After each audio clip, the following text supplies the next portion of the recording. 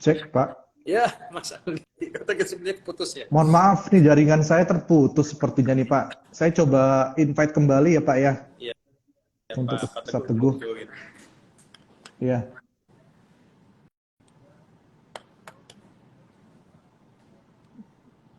tiba-tiba hilang gitu aja, Pak, tadi, Pak. Padahal kondisinya ini cuacanya lagi baik-baik saja di sini. Mungkin pengaruh dari pawai itu, Pak, timnas kita. Banyak yang berebutan mungkin sepertinya. Iya, kayaknya nih.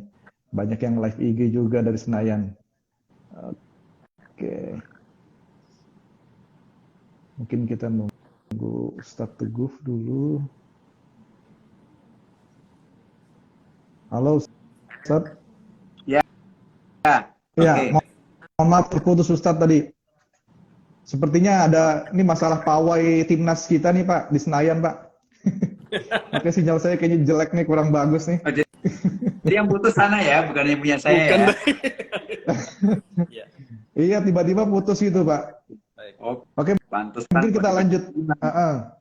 Kita Oke, lanjut lanjut. saja ya, Ustadz Teguh dan juga Pak Harya. Iya.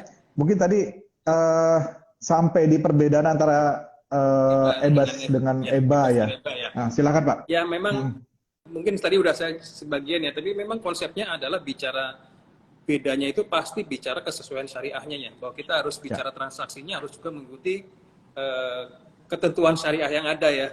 Pak Duh pasti udah lebih paham bicara mengenai itu.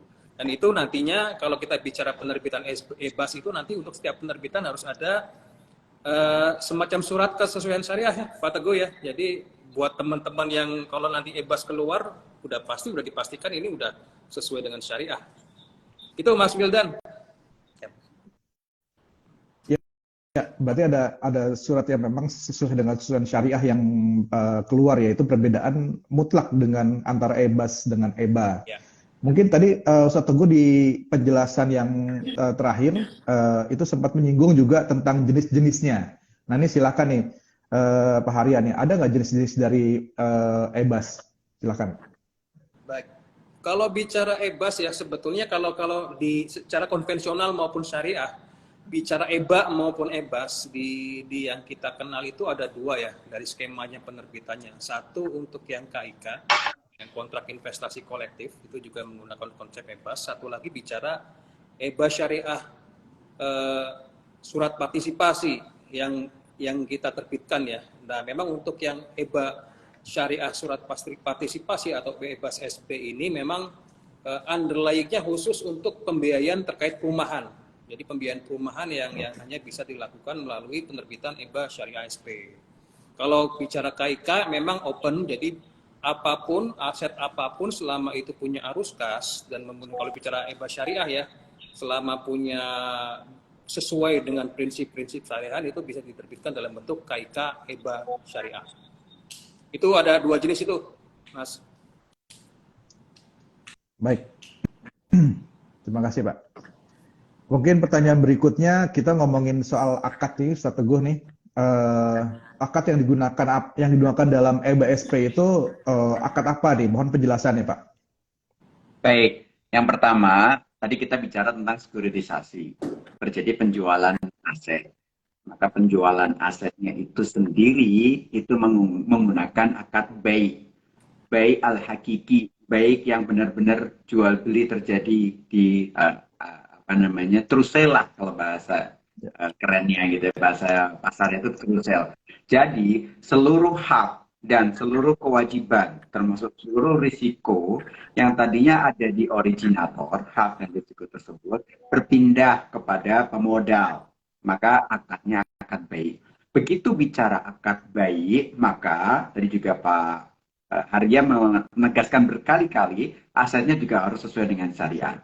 Nah, akad baik sendiri, aset yang dilakukan jual beli atau true sale tadi, itu adalah aset yang pertama yang tidak melanggar prinsip syariah. Yang kedua, aset tersebut eligible secara syariah untuk dilakukan jual beli. Gitu. Bisa saja aset itu aset syariah, tapi dia tidak eligible untuk dilakukan jual beli. Contoh apa? Piutang. Piutang itu dain, nanti kita akan bahas lah ya. Dain. Den itu nggak bisa dilakukan jual beli, karena kalau Den dilakukan jual beli jadi BU Dain, dan itu dilarang. Nah, uang itu ya Dain juga, uang masa dijual dengan uang, nah, kecuali dengan soft, dengan money changer.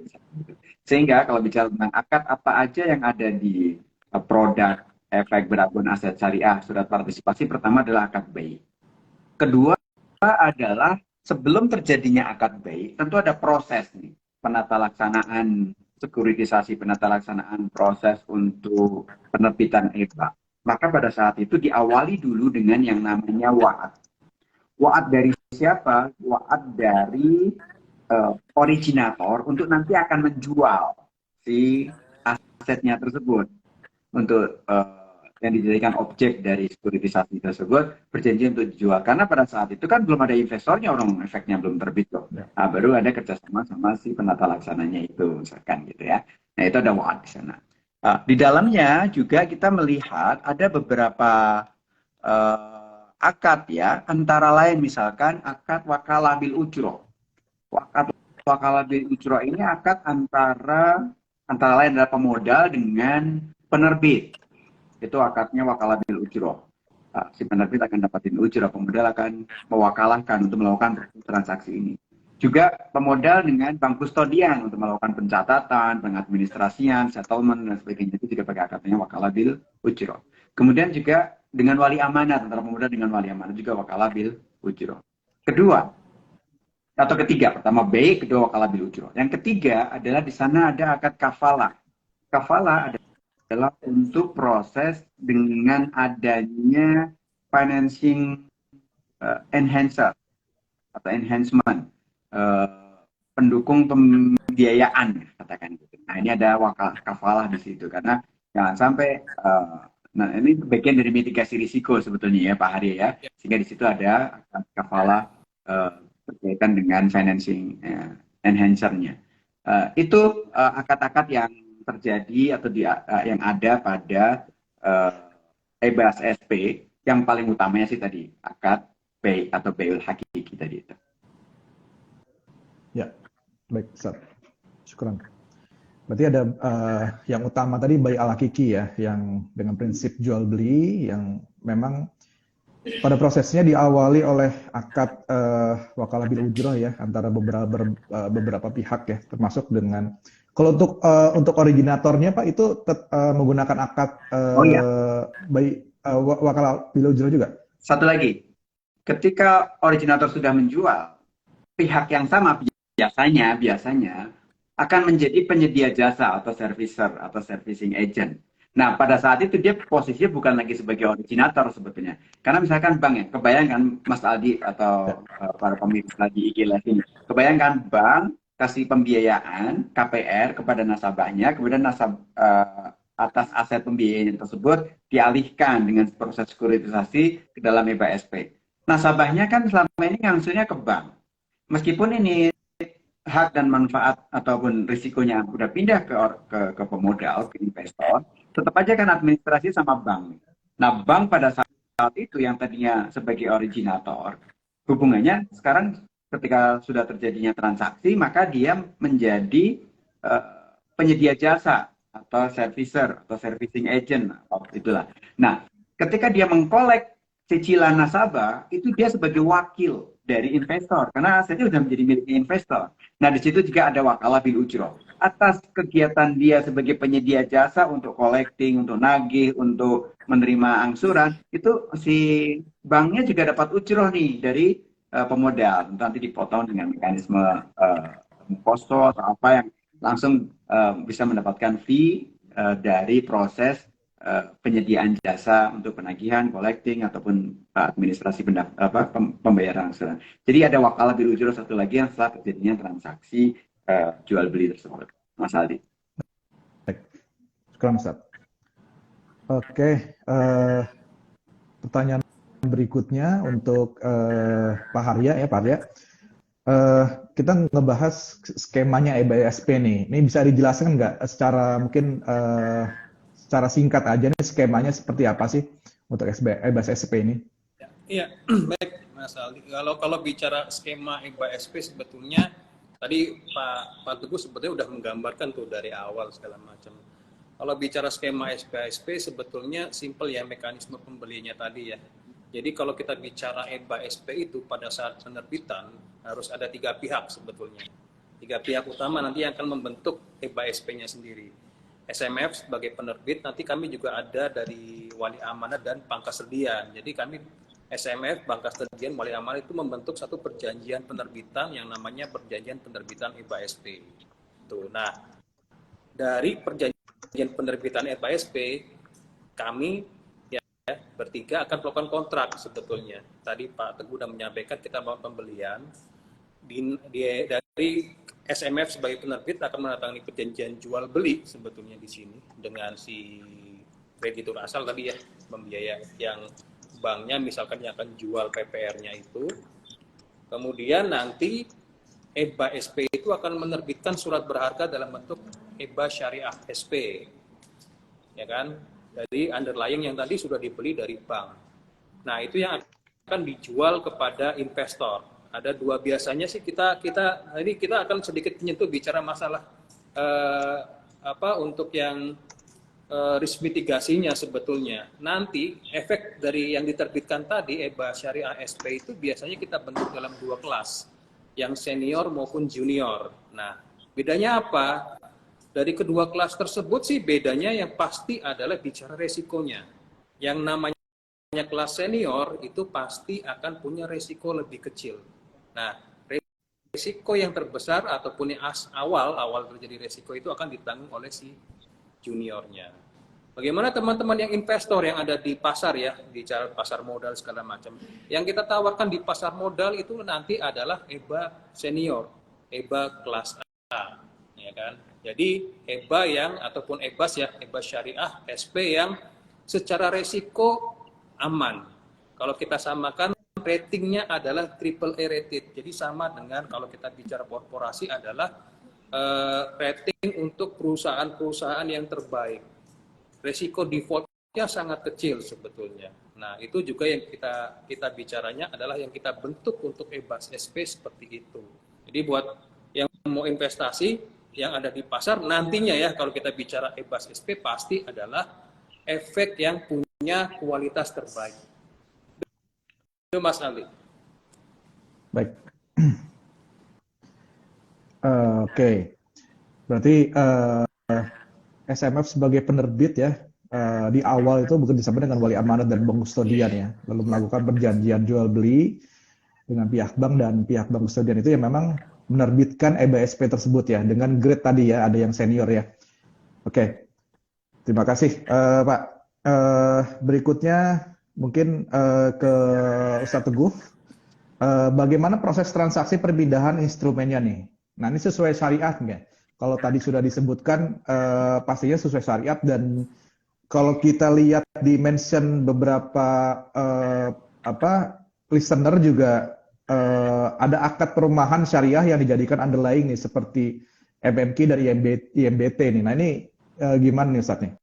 Ya, jadi pertama proses transaksi perpindahan instrumennya harus sesuai dengan prinsip syariah. Bukti dari perpindahan prinsip syariahnya adalah pertama harus benar-benar terjadi true sale, BA al-hakiki, jual beli yang sebenarnya. Artinya itu bisa dibuktikan bahwa di bukunya originator aset itu sudah keluar menjadi asetnya si pemodal. Itu dampak ataupun konsekuensi dari terjadinya true sale. Dan adanya akad para pihak tadi yang saya sebutin sebelumnya, itu ada pada proses transformasi instrumennya tadi itu, atau transaksi perpindahan instrumennya tersebut tadi. Dan dikuatkan lagi, karena yang dilakukan transaksi ini adalah transaksi syariah, maka penerbit harus setiap kali menerbitkan efek, harus mendapatkan pernyataan kesesuaian syariah dari, bisa jadi DPS-nya, Dewan Pengawas Syariahnya, atau dari tim ahli syariahnya. Nah, setahu saya kalau SMF itu memiliki Dewan Pengawas Syariah, maka kesesuaian syariahnya diterbitkan oleh Dewan Pengawas Syariah. Nah, menguatkan hal itu karena originatornya adalah pemilik dari aset yang syariah. Kalau dia memang memiliki Dewan Pengawas Syariah. Dalam hal ini kalau bank syariah udah pasti memiliki Dewan Pengawas Syariah. Nanti akan ada juga opini atau pandangan-pandangan dari Dewan Pengawas Syariah dari originatornya tersebut, gitu kan. Nah, pertanyaan Mas Adi tadi berkaitan sama objeknya atau si aset yang ditransaksikan tersebut, itu adalah aset-aset yang pertama tadi eligible sesuai dengan prinsip syariah, yang kedua adalah eligible untuk dilakukan transaksi jual beli. Nah, maka untuk yang pembiayaan KPR di perbankan atau di lembaga keuangan syariah yang bentuknya berupa dain atau bentuknya berupa piutang, maka ini tidak eligible untuk dilakukan transaksi jual beli. Apa itu yang sifatnya atau bentuknya itu piutang di lembaga keuangan syariah? Adalah aset-aset yang berbasis pada pertukaran. Misalkan aset-aset yang berbasis pada bai atau jual beli. Maka aset KPR berbasis murabaha itu tidak eligible untuk dilakukan sekuritisasi karena dia meninggalkan dain pada sisi originator. Sementara dain kalau dijual jadi PU dain yang itu dilarang. Adapun kalau aset-aset pembiayaan KPR itu menggunakan aset ijarah muntahiyah bitamlik di mana aset rumahnya masih menjadi miliknya bank secara prinsip syariah atau musyarakah mutanakisah di mana bank syariah itu masih memiliki hisab dari aset tersebut, maka ini eligible untuk dilakukan jual beli. Maka dalam fatwa, sekaligus saya menyebutkan fatwa, ada fatwa nomor 120, ada fatwa nomor 121. 120 itu tentang sekuritisasi, 121 itu tentang EBAS SP, nanti ada 125 tentang KIK EBA. Nah, itu aset yang boleh dilakukan transaksi sekuritisasi adalah aset syariah, jadi aset syariah, berbentuk bukan dain, yang sifatnya bukan piutang dain gitu ya. Tapi kalau aset syariah itu berbentuk dain maka nggak boleh. Jadi yang boleh adalah aset syariah berbentuk yang bukan dain. Gitu. Nah, inilah jadi apa tadi pertanyaan kedua terkait dengan akad apa dari sisi asetnya tersebut yang eligible atau yang dapat dilakukan transaksi sekuritisasi yang kemudian membentuk efek yang namanya efek beragun aset syariah ini. Baik. Baik, Ustaz. Terima kasih, Ustaz. Oke. Insya Allah bisa terjawab ya, listener. Dan pertanyaan berikutnya, nah ini kita ngomongin imbal hasil nih, Pak Haria nih, ini menarik. Mohon penjelasannya untuk keuntungan dan risiko yang tadi sebenarnya sudah sempat kita bahas juga ya mengenai risiko. Nah ini keuntungan dan risikonya EBSSP ini seperti apa nih? Silakan, Pak Haria. Ya, pasti kita bicara keuntungan dulu ya, manfaatnya dulu. Jangan bicara resiko nanti kita lihat. Ya. Tapi gini, kalau kita lihat bicara keuntungan ataupun manfaat dari penerbitan EBA Syariah SP, kita ngelihat dari berbagai sisi. Satu, kita lihat dari sisi perbankan. Jadi, kalau kita bicara EBA Syariah SP maupun EBA SP ya di konvensionalnya, itu memang manfaat untuk dari sisi bank itu pasti adalah bank bisa punya likuiditas tambahan. Apalagi kalau bicara bank punya keterbatasan modal, di situ bisa dijadikan sebagai salah satu alternatif untuk dapat likuiditas. Kemudian tadi kalau kita bicara bank kemudian menjadi servicing agent, nah dia akan punya fee base, ya kan, dari kegiatan sebagai servicernya itu. Kemudian kalau kita bicara secara lebih luas, bicara secara industri, sebetulnya investasi di EBAS SP ini tentu saja sama dengan kita investasi di industri perumahan ya sebetulnya. Kalau kita bicaranya, oh kenapa sih investasi di perumahan? Kita membantu orang ya, kita membantu funding sebetulnya di sisi perumahan. Jadi dengan adanya EBAS SP tentu saja industri perumahan yang di Indonesia itu bisa memperoleh sumber dana jangka panjang. Jadi mengamankan sebetulnya kan pembiayaan perumahan yang berjangka panjang. Tentu saja kemudian bicara dari sisi investor, tadi saya mention sebetulnya EBAS SP yang akan kita terbitkan pasti akan menghasilkan efek yang punya rating terbaik. Dari sisi investor pasti dipastikan insya Allah aman, satu kan. Kemudian kalau kita bicara returnnya ya pasti sama dengan return kalau kita bicara penerbitan mungkin sukuk ataupun obligasi kelas AAA lainnya ya kalau bicara secara korporasi. Tapi bedanya apa sebetulnya kalau kita bicara dengan sukuk maupun bicara obligasi biasa gitu kan? Pasti yang bedanya adalah di EBAS Syariah SP ini ada underlying, ya kan? Jadi ini kalau kita lihat, kalau bicara sukuk ataupun obligasi, kita harus melihat kinerja dari perusahaan yang menerbitkan sukuk atau obligasi tersebut. Jadi ketika terjadi permasalahan, otomatis ada risiko dari sisi investor. Nah, kalau di EBA Syariah SP, underlying-nya itu KPR. Kalau kita bicara penerbitannya mungkin sekitar ya 1 triliun 500 miliar, itu KPR-nya, bicara pembiayaan perumahannya itu banyak. Risikonya itu tersebar gitu kan.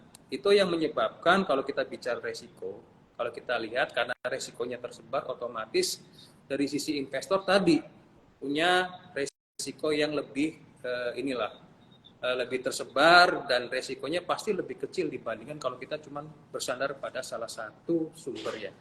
Itu. Nah, kalau bicara yang mungkin bedanya lagi kalau kita bicara dengan yang obligasi yang korporasi gitu kan, untuk beberapa investor yang mungkin butuh arus kas ya, karena nantinya karena sumber pembayarannya ini adalah dari pembiayaan perumahan, otomatis nantinya ada amortisasi. Jadi tiap periode investor itu bukan hanya akan menerima imbal hasil, tapi juga di situ ada pembayaran pokok yang diterima. Jadi pembayaran dari si debitur ya, PPR itu akan diteruskan kepada investor. Itu sih kalau kita bicara beberapa manfaat. Nah, bicara resiko ya, tadi udah saya sampaikan sekilas ya sebetulnya. Nah, keutamaan dari EBA ataupun EBA syariah adalah investor tidak terpapar dari resiko atas default dari semua pihak yang terkait. Ya kan? Jadi misalkan dari si kreditur asal ya, dari yang bank yang menjual, ataupun nantinya jadi servicer, ataupun mungkin dari sisi bank kastodian atau SMF sendiri. Jadi investor benar-benar terbebas dari resiko pihak-pihak yang terkait dalam transaksi ini. Semuanya nanti investor akan benar-benar melihat resiko dari sisi agunan ataupun bicaranya underlying transaksinya. Tagihan-tagihan pembiayaan perumahan yang ada di dalam pool pada saat penerbitan EBA Syariah SP ini. Baik. Ini kayaknya sepertinya ketutup resikonya sama keuntungannya nih. Tadi ada banyak banget yang saya catat nih. Keuntungan dari sisi likuiditas gitu kan. Investasi di SBSP, berinvestasi di institusi perumahan yang digunakan dalam pembiayaan jangka panjang. Dan ini sangat dibutuhkan nih oleh kaum milenial yang baru berumah tangga nih, ya kan? Jadi sekalian dia bisa nyicil rumah, sekalian juga dia bisa beli instrumen EBSP gitu kan. Dan ratingnya triple A nih. Nah, ini kalau dibandingkan dengan sukuk yang memang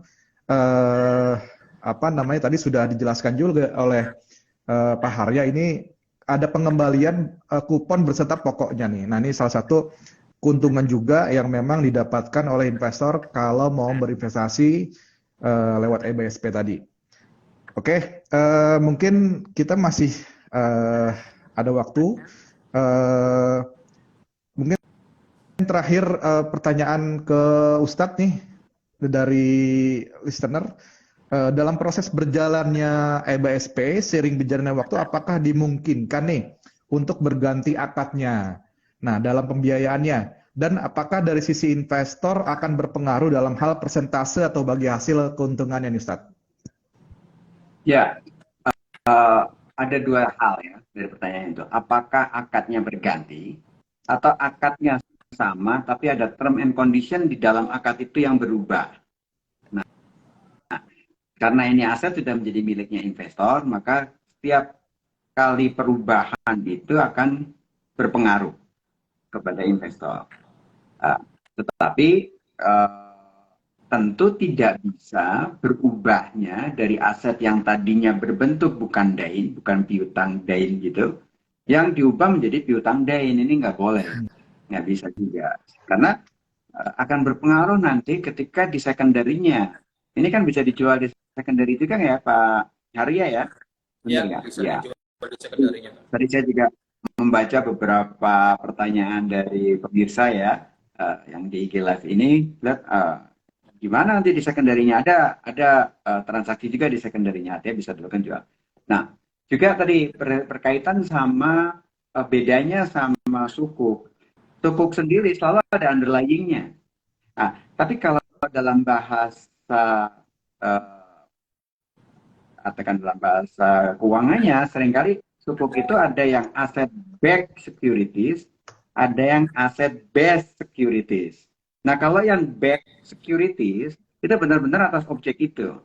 Artinya, ketika memang penerbitan sukuk itu atas suatu pembiayaan tertentu, misalkan terutama sukuk-sukuk yang berakad mudorobah, dan mudorobahnya spesifik ya, tidak the whole kegiatan usahanya penerbit gitu, tapi spesifik hanya untuk proyek tertentu atau suatu underlying transaction tertentu atau suatu aset tertentu, maka imbal hasilnya dari mudorobah itu harus dari situ juga. Perhitungan laporan tiap kali pembayaran kupon juga harus dari situ juga. Nah, ini memang mirip banget dengan EBA syariah. Tapi banyak juga terutama yang sifatnya ijaroh itu bisa saja pendapatannya tidak dari objek ijarohnya, karena disewa oleh si emiten, sehingga emiten mau ngambil dari pembayaran sewa dari mana aja. Bagi gambaran nih, Mas Algi misalkan punya rumah, kemudian saya sewa. Rumah itu saya tempatin, bukan saya pakai untuk kegiatan usaha, maka pendapatan saya untuk membayar sewa rumah itu bisa dari mana aja. Maka ketika saya terganggu pendapatannya, maka saya bisa terganggu juga, berpotensi terganggu juga, saya bayar sewanya kepada Mas Aldi. Tapi kalau dari awal dibilang bahwa, Mas, kita kerjasama bagi hasil untuk bikin usaha, bikin toko, dari sini maka kita akan bagi hasil, maka ya bergantung pada objek itu. Ini sukuk yang back securities, benar-benar dari objek yang pendapatannya dari objek ini. Nah, kalau EBA itu pasti dari aset ini, tidak bisa best securities, artinya nggak bisa dari efek yang berdasarkan pada kinerja si penerbit, nggak bisa. Harus yang namanya EBA itu harus dari objeknya, namanya juga aset backed securities atau efek beragun aset. Sebetulnya agak nggak pas dalam bahasa Indonesianya ya Pak Hari ya, karena ini bukan agunan kok, ini benar-benar asetnya pindah kok. Sementara beragun itu kayak jadi agunan doang, jadi utang, bener nggak? Nah, tapi tadi bicara tentang risiko lagi, apa yang dilakukan mitigasi? Tadi kenapa Pak Hari yang menerangkan manfaatnya banyak banget dan risikonya menjadi sedikit banget, yang katanya Mas Aldi simpulkan akhirnya bahwa ketutup ini risikonya, karena memang ada prosedur-prosedur yang dilakukan dalam mitigasi risiko yang cukup kuat. Pertamanya ada dua kelas, kelas A dan kelas B, di mana kelas A akan dibiayai duluan. Apakah dengan adanya kelas A, kelas B menjadi kelas A tidak ada risiko? Tetap ada risiko. Tapi risikonya diabsorb dulu sama yang B. Kalau risiko itu melebihi dari yang diabsorb oleh kelas B, maka kelas A juga akan kena risiko itu. Yang pertama. Yang kedua, kelas A itu pakai rating. Ratingnya triple E, bener nggak? Nah, triple E kan udah paling tinggi lah dari sisi rating. Dengan rating itu, maka relatif risikonya juga rendah. Tapi ya high risk high return, bener nggak?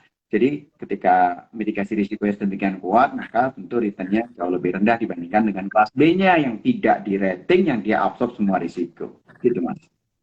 Oke. Insya Allah bisa menjawab listeners. Mungkin ada pertanyaan dari pendengar juga. EBAS itu sumber pembayaran dari aset atau pembiayaan. Nah, ini bedanya apa dengan sukuk nih? Tadi kan sudah sempat disinggung juga. Perbedaan dengan sukuk ya, dan yang mana kita tahu ini juga terdapat underlying asetnya. Nah, ini silakan. Pak Hari apa saya nih? Pak Hari boleh. Pak Hari boleh, nanti ditambahin Ustaz. Silakan Pak Hari. Ya, boleh. Tadi sebetulnya Pak Teguh udah menjelaskan sebetulnya tadi ya, konsep-konsep tadi ya. Bicara mengenai risikonya segala macam sebetulnya. Sumber pembayarannya tadi udah disampaikan, kalau EBA pasti memang harus dari pool yang jadi underlying-nya gitu kan, nggak bisa tadi kita ngambil dari sumber-sumber lain. Tapi tadi sebenarnya menarik sebetulnya, kenapa saya bicara manfaat, sebenarnya ada risiko sebetulnya yang paling kelihatan ya, apalagi kita bicara EBA syariah SP ya, yang punya underlying pembiayaan perumahan. Risiko yang paling kelihatan adalah adanya risiko prepayment. Ya, Mas Aldi. Jadi bukannya nggak ada risiko sama sekali, Tapi bicara prepayment, karena kan sebetulnya kalau namanya pembiayaan KPR itu kan dimungkinkan ya sebetulnya dilakukan prepayment gitu kan. Nah, itu setiap ada prepayment dari debitur pasti akan kita teruskan kepada investor, ya kan? Di situ nanti, nah saya bilang apakah risiko ini merugikan atau menguntungkan tergantung pasarnya, ya kan? Ketika memang pasarnya lagi turun, dia butuh investasi, pasti ada selisih ya kerugiannya sih. Bicaranya ya kesempatan investasinya, kesempatan. Tapi ketika kemudian ada prepayment, tapi pas pasar lagi naik, otomatis investor diuntungkan juga. Jadi bicara risiko bisa dua sisi ini sebetulnya.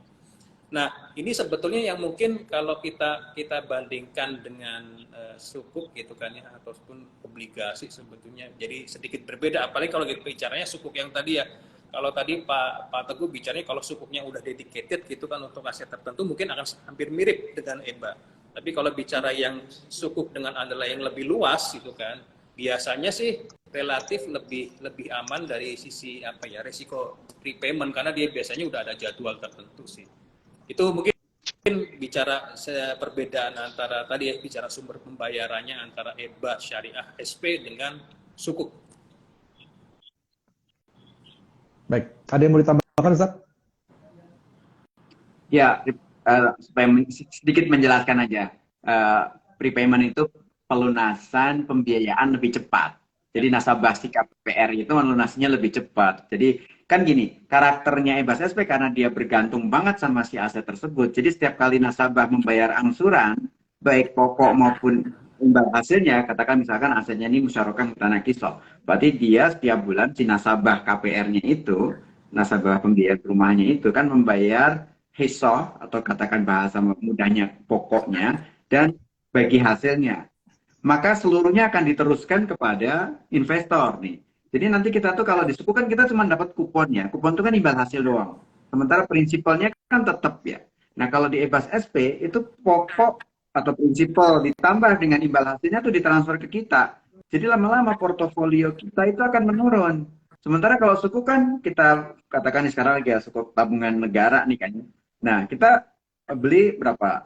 50 juta atau berapa? 10 juta 10 jutanya tetap aja terus tuh. Tiap bulan kita terima kupon, imbal hasilnya kita terima terus sebenarnya. Nah kalau EBAS SP ini, setiap bulan yang 10 juta itu kita dibayar juga. Jadi kayak orang bayar cicilan ke kita, cicilan pokok dan cicilan imbal hasil. Nah ini yang disebut sebagai Pak Harya tadi sebagai risiko. Artinya uang kita tuh sama-sama ini. Nah risikonya buat pribadi, sebagai financial planner nih dalam hal ini Mas Adi. Secara pribadi, itu duit kita investasikan karena dibayar pokok dan imbal hasilnya terus kita jajanin loh kok pas akhir periode kok tinggal dikit karena dijajanin jadi ya tapi bagi yang menggunakan prinsip reinvestment diinvestasikan ulang maka dia bisa punya kesempatan untuk investasi ulang. Nah begitu ada pembayaran lebih dipercepat oleh nasabah pembiayaan KPR-nya maka kita juga akan terima lebih banyak nih si pokoknya itu. Begitu terima lebih banyak maka kan outstanding kita, tekan saldo investasi kita kan menurun. Begitu investasi menurun, berarti kan imbal hasilnya juga ikut menurun karena kan fungsi dari portofolio aset KPR-nya gitu kan. Begitu portofolio semakin menurun ya tentu kita juga imbal hasilnya menurun. Nah itu yang bukan berarti risiko karena terjadinya kerugian sih. Saya udah niat invest 10 juta, lama-lama berkurang, tiba-tiba ada pembayaran yang besar-besaran. Sehingga asetnya tinggal 5 juta doang. Padahal saya niatnya investasi sampai masih 7 juta nih harusnya nih gitu ya. Karena udah menurun, tiba-tiba dari 7 juta tinggal 5 juta nih aset saya nih misalkan gitu kan. Jadi imbal hasilnya bukan dari 7 juta lagi, tapi dari yang 5 juta itu. Itulah bagian dari karakter EBAS SP yang mana setiap kali ada pembayaran, baik pembayaran pokok maupun pembayaran imbal hasil itu akan diteruskan kepada pemodalnya. Satu hal lagi, nih, buat millennials atau Gen Z nih, Gen Z gitu kan. Belajar investasi, apalagi ini produk baru, beneran. Produk baru ini, memang ketika dijelasin kayak gini, misalkan nih Mas menjelasnya udah sangat pelan-pelan dan harapannya dipahami, akan lebih paham lagi kalau Anda beli, nanti kalau udah terbit tentunya. Bener. Karena belajar yang paling baik itu nyemplung, masuk ke dalam instrumennya, beli efeknya gitu. Ya, kalau mau belajar ya, kalau mau belajar mengendarai dari mobil langsung bawa mobil aja Ustadz ya. Nggak usah dari bukunya. Pelan-pelan, jangan ngebut, ya nggak? Iya, pelan-pelan kan tadi. Dan kita buka kan Karena memang sebetulnya tendernya kan bicara juga untuk yang panjang. retail, Mas. Iya. Nah ini berkaitan juga nih ada penanya juga nih. Ini sebenarnya surat berharga sejenis ini pernah diterbitkan di negara lain nggak sih Pak? Ya, sebetulnya kalau kita bicara bicara penerbitan, ya mungkin kayak bahasanya bukan EBA syariah ya kalau di luar itu ya. Kalau kita lihat di luar itu sebetulnya industri syariah. Sebenarnya kalau kita bicara industri syariah itu bicara penerbitan efeknya itu malah lebih sepengetahuan saya gitu kan ya, pengetahuan saya juga terbatas.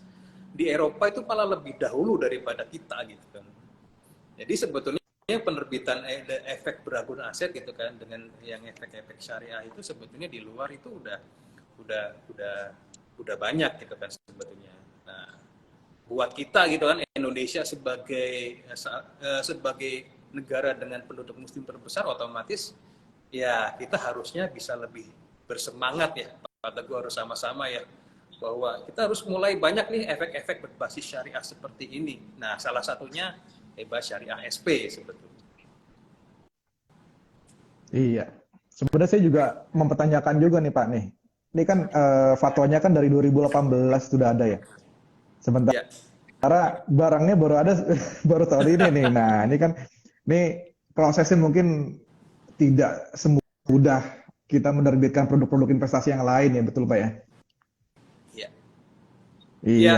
Oke. Mungkin saya jawab sih kalau sebetulnya selama kita melakukan sekuritasi sih pasti yang kita lihat adalah kesiapan dari sisi bank ya, ataupun bicara kreditur asalnya gitu kan. Kalau banknya siap gitu kan, otomatis bisa kita lakukan kapan saja. Dan hal yang kedua pasti begitu bicara kita menyusun transaksinya ya, begitu kita bicara aplikasinya, otomatis kita harus melihat dari fatwa yang ada. Fatwa kan, izin Pak Teguh, fatwa kan memang hanya bicara secara umum ya, tapi bicara transaksional akan dilihat satu persatu langkah transaksinya akan seperti apa, dan itu yang nanti akan dilihat dan dimasukkan ke dalam surat kesesuaian syariahnya. Nah, itu juga butuh waktu. Tapi ketika ini sudah kita lakukan, insya Allah sebetulnya harapannya nantinya kalau kita ada bicara penerbitan lagi bisa lebih cepat. Udah ada template-nya sebetulnya, yang itu yang kita harapkan. Oke. Pak Haria, Pamungkas Pak Haria, langsung aja nih. Banyak investor juga yang pasti nanya, cara belinya di mana nih? Dan di mana beli produk tersebut ya, BSP, dan kapan investor mulai bisa membeli instrumen tersebut nih? Silakan Pak. Sabar. Udah nggak tahan nih kayaknya. Sabar. Ini terus terang banyak investor ya, aja yang antri banyak Pak. Udah banyak yang nanya Pak? Sebetulnya dari tahun kemarin, iya. 2 tahun yang lalu, karena sejak terbitnya fatwa itu. Nah, sebetulnya untuk yang saat ini kita memang sedang proses untuk penerbitan EBA Syariah SP ya, yang pertama di Indonesia. Nanti kalau teman-teman dari investor yang memang berminat, nanti update aja, lihat gitu kan di Instagramnya SMF gitu kan. Ya. Insya Allah dalam waktu dekat kita akan terbitkan ya untuk yang EBA Syariah SP.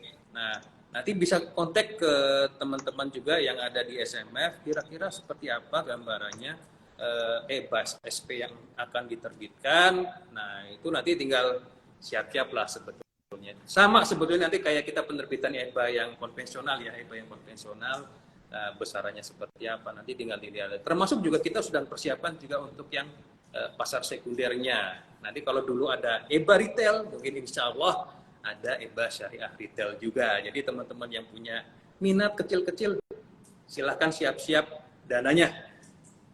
Gitu, Mas Aldi. Oke, baik. Baik, ini minimal berapa Pak pembeliannya? Ya, baik, mungkin buat gambaran aja ya, untuk yang kalau di pasar perdananya sih kita jual biasanya ya, kalau kita penerbitan terakhir ya, kita bicara penerbitan EBA terakhir itu 1 juta satuannya, ya kan, 1 juta. Tapi nanti kita akan buat retailnya. Nah, retailnya sama seperti yang sekarang nih, insya Allah ya, masih 100 ribuan.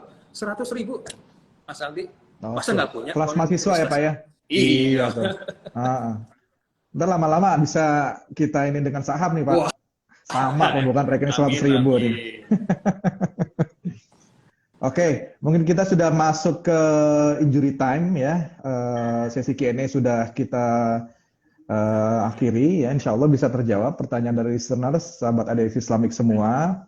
Dan sebenarnya kesimpulannya ini produk memang varian yang memang berbeda dari produk investasi lainnya dan khusus ya unik ya kalau saya lihat gitu. Dan berbagai macam keuntungannya seperti dari sisi likuiditas dan juga bisa membantu industri pembiayaan perumahan ya secara jangka panjang dengan rating yang triple A. Nah ini luar biasa nih ratingnya triple A. Jadi tunggu apa lagi investor syariah, tunggu aja launchingnya ya. Nanti kita akan kabari di IDX Islamic ya IG kita dan juga IG SMF. Mungkin untuk pertanyaan dari teman-teman yang belum bisa terjawab, nanti kita bisa lanjut atau kita atau kita jawab di IG kita, silakan. Nanti tim kita akan coba menjawab pertanyaan dari teman-teman semua. Oke, terima kasih Ustadz Teguh dan juga Pak Harya. Terima kasih sudah mau bergabung menyempatkan waktunya di sela-sela Jumat sore ini. Happy weekend, Pak. Ya, terima kasih Mas. Oke, terima kasih. Baik, untuk bagi penanya door prize kita akan kontak, tim kita akan kontak ya untuk penanya terbaik dan juga informasi terkait event selanjutnya nanti akan kita kabari di live IG. Ya ini bikin penasaran aja nih Pak ya. Kita launchingnya kapan? Nanti kita akan segera kabari, nggak usah khawatir teman-teman.